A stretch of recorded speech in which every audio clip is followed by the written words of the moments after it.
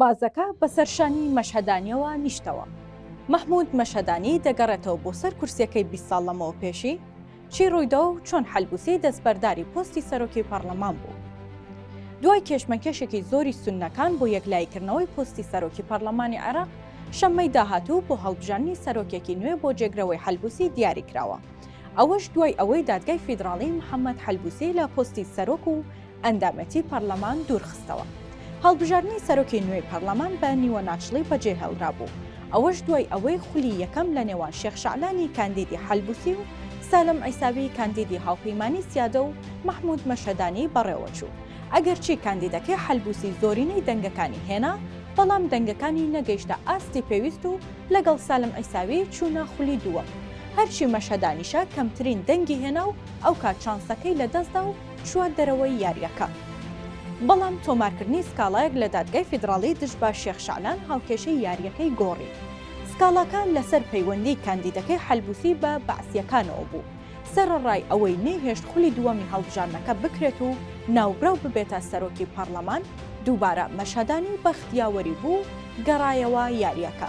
دوای چەند مانگێکیش کاندیدەکەی حەلبوسی کشانەوەی ڕاگەیاند و بەمەش مەیدانەکە بۆ سالم عیساوی و محمود مەشهەدانی خۆش کرد. لەلایەکی دیکەوە شیعەکانیش ڕێگر بوون حەلبوسی دەستکاری پەیڕەوی ناوخۆی پەرلەمان بکات تا بتوانێت کاندیدێکی تر پێشکەش بکات.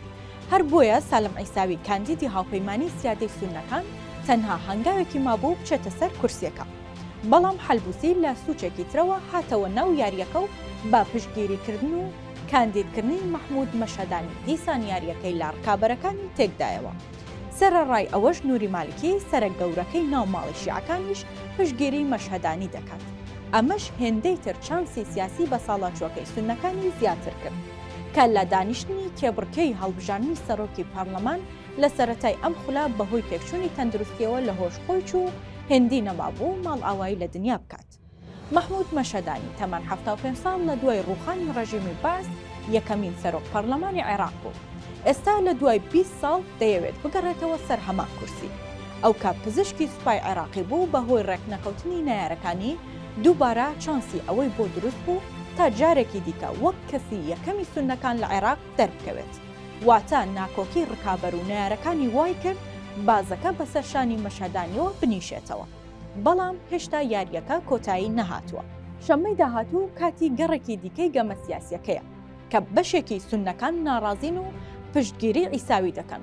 بەڵام کاردانەوەکانی ڕێککەوتنی حەلبوسی و مەشهەدانی وەک ئاماژەیەک دەبینرێت کە دەرچوونی مەشهەدانی لە ئێستاوە نیمچە مسۆگەرە.